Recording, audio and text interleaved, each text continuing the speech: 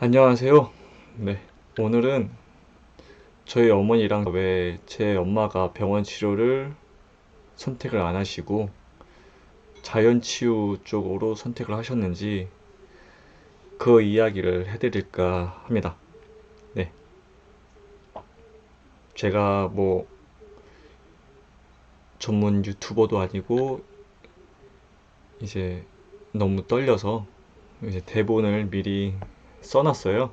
그걸 보면서 하겠습니다. 어색하더라도 영상을 봐주시는 암 환자분과 그 가족분들 이해해 주시고 끝까지 봐주시면 감사하겠습니다. 술, 담배도 안 하시는 제 엄마가 암에 걸린 이유가 뭘까?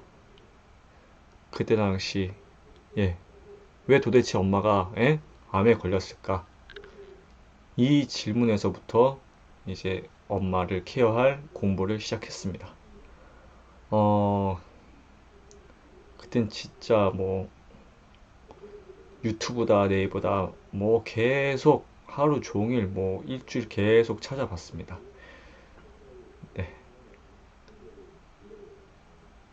뭐 암에 걸리는 이유가 유전적 요인, 스트레스, 생활 습관, 식습관, 면역력, 이 체내 활성산소 증가 등 뭐 여러 가지가 있습니다. 그런데 진짜 이제 암 케어를 할 공부를 시작하면서 배운 놀라운 사실 하나는 우리 인간은 누구나 몸에 암세포가 있다라는 것입니다. 건강한 세포와 암세포가 우리 몸에서 이 균형을 이루고 있다가 어떠한 원인으로 인하여 이 몸 안에 암세포가 더 많아지면서 이제 암에 걸린다는 것이죠.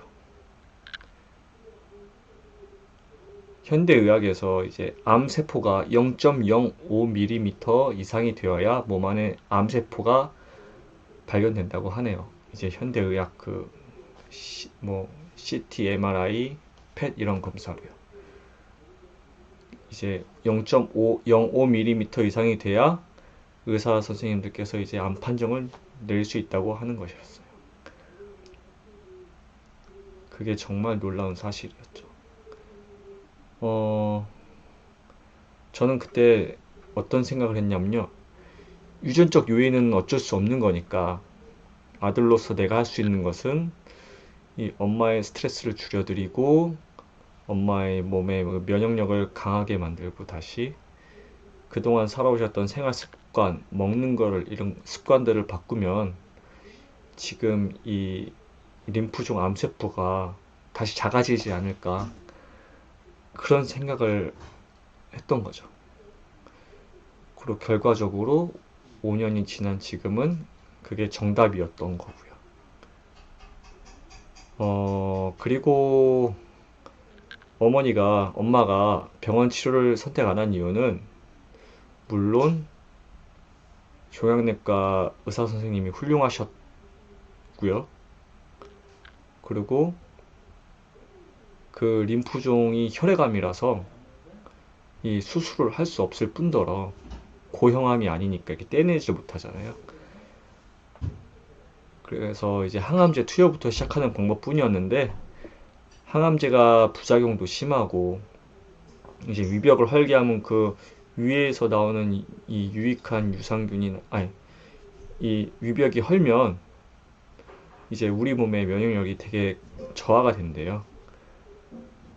그래서 이제 그게 좀 더 망설여지고 또 방송에서도 암 전문 의사이신 김의신 박사님도 제가 그분 말씀이 정말 감명 깊었는데 암 덩어리 1cm 안에 그 수억 개의 암세포가 존재한대요. 그래서 이제 의사가 혹시나 이 암세포를 몸에서 떼낼 때 이 피와 함께 암세포가 다시 이 환자 몸으로 퍼질 수도 있다고 림프절을 타고 그런 말씀도 하셨어요. 잠깐만요. 제가 써놓은 것 좀 내려볼게요.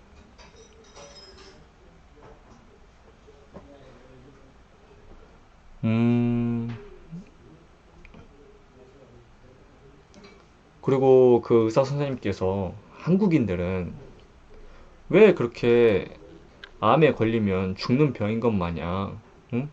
항암 치료다, 수술이다, 방사선 치료다, 왜 이렇게 빨리 서둘러서 하느냐, 이런 말씀도 하셨는데,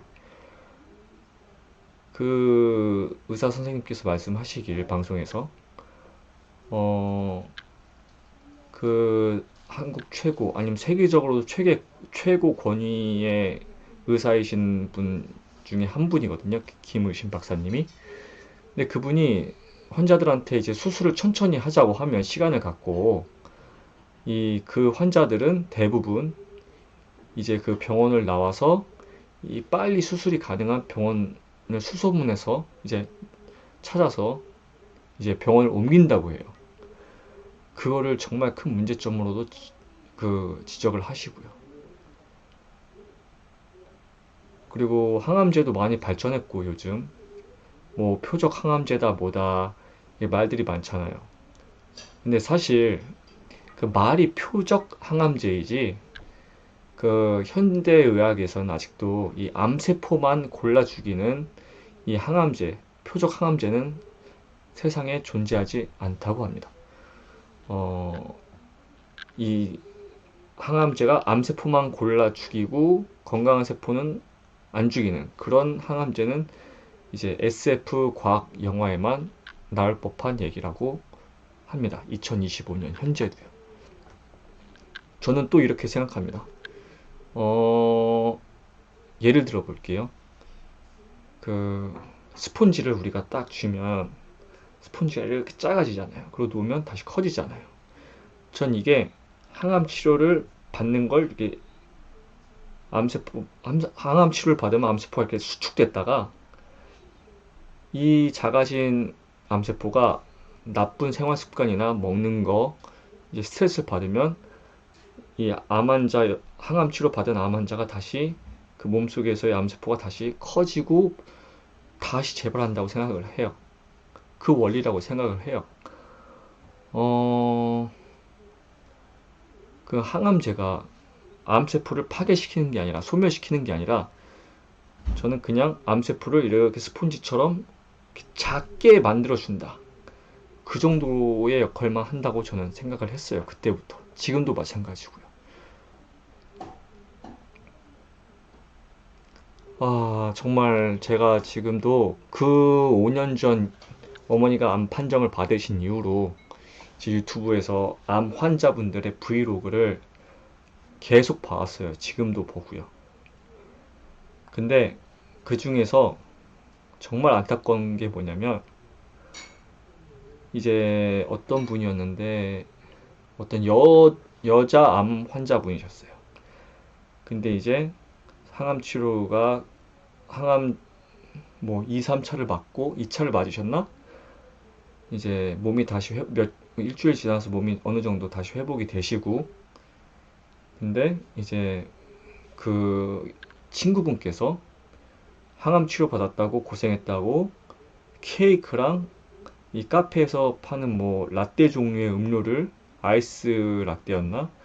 그걸 그 항암 치료 받으신 분한테 선물하는 영상이더라고요. 그리고 그걸 좋아하시고 그걸 예쁘게 이렇게 또 말로도 포장을 하시고 분위기 있게. 근데 저는 그게 정말 안타깝습니다. 지금도. 어떻게 저런 걸 항암 치료를 하시고 저런 걸 선물로 받을까? 그 선물로 주신 분의 마음은 알겠지만 대체 무슨 생각으로 그걸 항암 치료 받으신 분한테 줬을까? 내가 이런 영상을 찍어서 그분들이 봤으면은 너무 좋겠다. 응? 진짜 너무 좋겠다 하는 마음에서 아, 정말 이런 영상을 하루빨리 찍어야 되겠다는 생각도 하게 됐습니다. 아무튼 이제 주제에서 벗어나는 얘기를 했는데 어, 다시 너무 지루하죠. 그리고 병 주고 약 준다는 말이 있어요. 그 역할을 하는 게 이제 거대 제약 회사들이죠. 그 제약 회사들이 주 수입원이 뭡니까? 항암제 판매예요. 항암제 판매. 항암제를 팔아서 그걸로 돈을 어마어마하게 버는 거죠. 이 대학병원, 종합병원들의 주 수입원도 암병동, 항암제인 거죠. 그 의사들도 항암제가 좋은 치료제가 아니라고 하잖아요. 부작용이 너무 심해서 이 건강한 세포까지 죽이니까 면역력도 떨어지고 더욱 악순환이 되는 그런 항암제인 거죠. 물론 저는 이제 고형암이나 뭐 희귀병암을 의사분들한테 의지하는 건 전적으로 맞다고 생각합니다. 제가 무슨 뭐 미신을 숭배하는 것도 아니고 무조건 자연 치료로 한다는 게 아니라 저는 항암제를 못 믿어요, 사실. 왜냐면 100% 치유제가 아니잖아요. 이걸 맞는다고 해서 암이 없어져, 암이 사라져, 이게 아니잖아요. 의사들도 그걸 투여를 통해서 논문도 쓰고 아직도 연구를 하고 아직도 항암제 개발을 하는 거잖아요. 근데 그걸 저희 어머니한테 바친다. 그거는 아들로서 이제 너무 괴로웠었습니다. 그때도 그렇고. 예, 지금도 마찬가지고요. 만약에 지금 다시 뭐 우리 가족 중에 누군가 암이 걸린다, 아니면 내가 걸렸다, 그럼 저는 절대 항암제를 추천도 하지 않고 저도 맞지 않을 것입니다. 이런 이유에서 제 엄마는 병원 치유를 하지 않았습니다. 그리고 날 어머니가 되려 저를 위로하시면서 밥 먹으러 가자고 이제 갈비집을 갔었는데, 거기서 이제 이런 걸 왜 먹나, 이런 탄 거를 왜 먹어야 되나, 이런 것 때문에 암에 걸렸으니까 이런 걸 먹지 않아야 한다, 그런 생각에서 식습관을 고쳐야 한다, 이런 생각에 저는 한 번 더 뇌를 두드려 맞았고, 이제 어머니를 설득을 시켰고 안심을 시켰습니다. 이걸 뭐 논리적으로 설명하자니까 좀 너무 말도 꼬이고 그러는데요.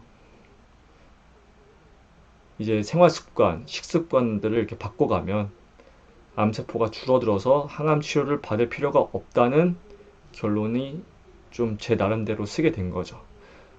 근데 무엇보다 정말 중요한 건 이걸 엄마를 설득하고 안심을 시켜야 되는 거잖아요. 제가 말주변도 별로 없는데 다행히 어머니는 저를 감사하게도 믿어주셨습니다.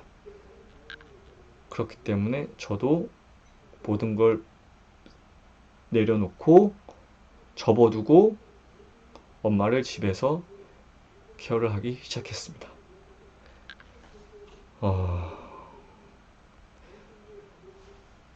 이제 거의 끝으로, 지금 유튜브나 네이버를 검색해보면 암에 좋다는 음식이나 정보들이 너무나 많아요.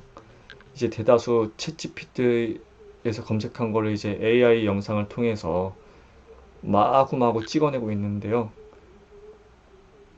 제가 앞으로 업로드할 영상들은 제가 그때 공부하면서 경험을 통해 엄마의 혈액암을 낫게 했었던 정말 암 환자분들한테 도움이 되는 정보들을 추려서 담아낼 거예요. 왜냐면 이 영상을 지금 시청하고 계시는 암 환자분과 그 가족들의 심정을 누구보다 잘 아니까요. 예, 정말 잘 압니다. 그때 당시 제가 병원 그 검사실에서 어머니를 기다리면서 느꼈던 그 감정들을 누구보다 잘 아니까요. 네. 이 영상을 봐주신 여러분, 지금도 병마와 싸우고 계실 암 환자분과 그리고 그 곁을 지키고 같이 힘들어 하시는 가족분들, 암 별거 아닙니다. 이렇게 말하면 안 되죠. 예, 이겨내실 수 있습니다. 꼭 제 영상 앞으로 잘 봐주시고요. 꼭 도움이 되실 겁니다. 힘 많이 내시고 항상 긍정적으로 생각하시고 하나님의 축복이 가득하시길 바라겠습니다. 다음에 제가 또 엄마가 어떻게 뭘 드셨는지 뭘 안 드셨는지 그 주제를 가지고 영상을 찍어 보도록 하겠습니다.